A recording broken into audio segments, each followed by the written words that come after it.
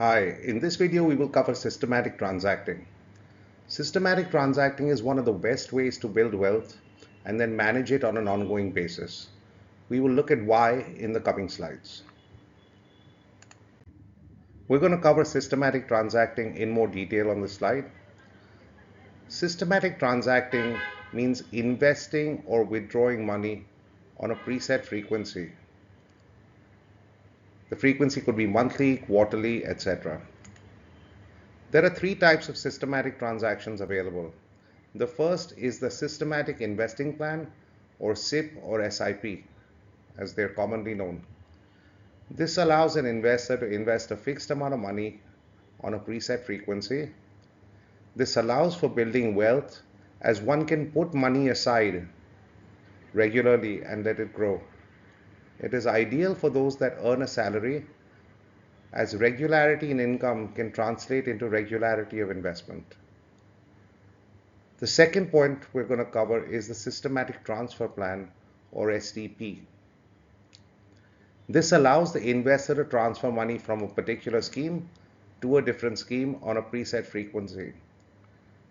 This is ideal for investors that want to average their cost out.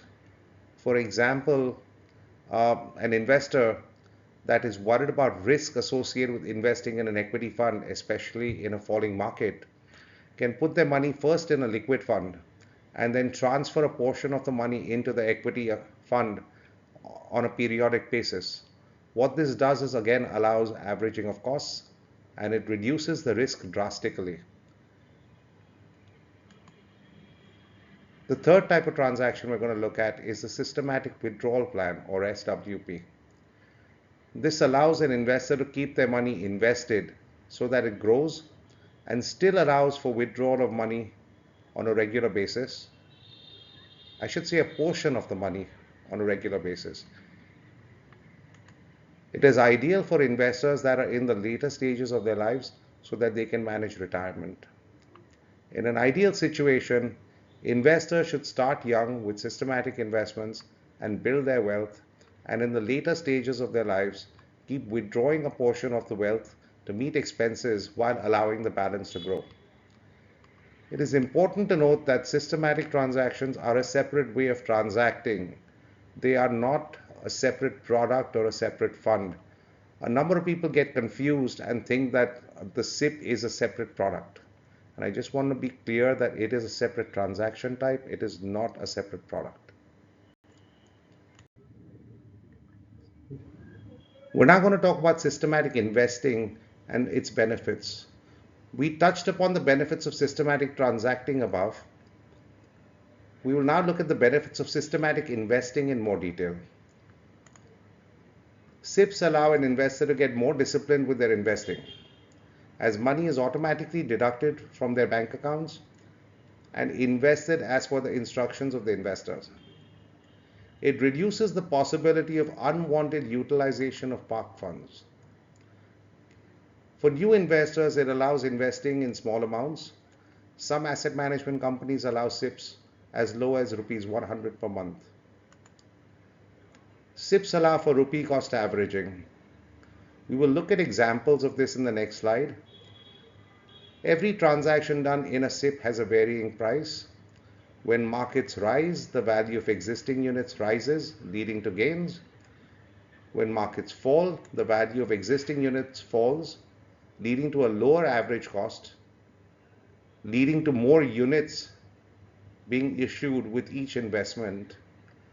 When markets recover and cross the average price, your overall investment becomes fruitful. The changing value of the cost of each investment leads to limited downside and upside. SIPs are very flexible, as one can choose how much one wants to invest, in what type of fund, for how long. One has the ability to make changes to the investment value and tenure or cancel the SIP if one is not happy. A lot of AMCs also allow one to step up or pause the SIP, and we'll cover this in more detail subsequently. I personally have also used systematic investing to make my money grow. It is a relatively simple process. Once you decide on the details and authorize automatic debits from your bank account, you can sit back and relax. Periodic monitoring is recommended.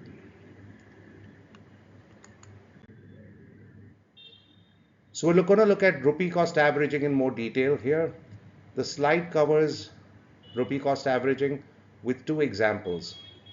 If you look at example 1 on the left, you will see that the SIP of rupees 5,000 is for 1 year in a rising market as the NAV goes up, dips for a bit and rises again.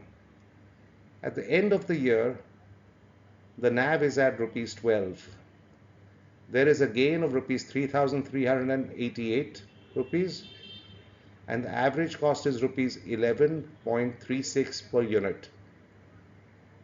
The value of the units purchased at a lower cost has risen, leading to the gain.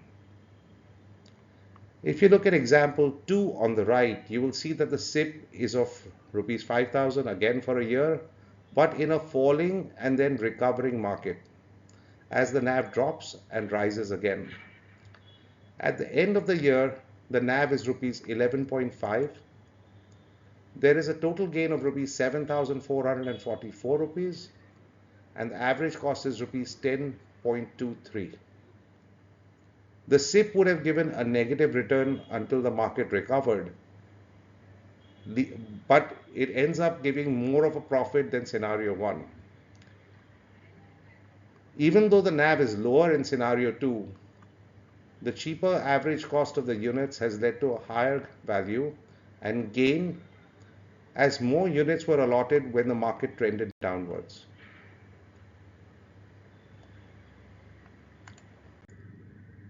I hope that this video was helpful. Do feel free to reach out at the email address or mobile number provided.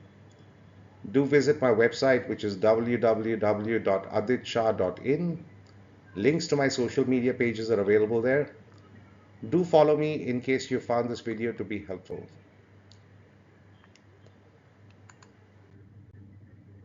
Thanks for taking the time to watch this video. Appreciate it. Take care. Bye.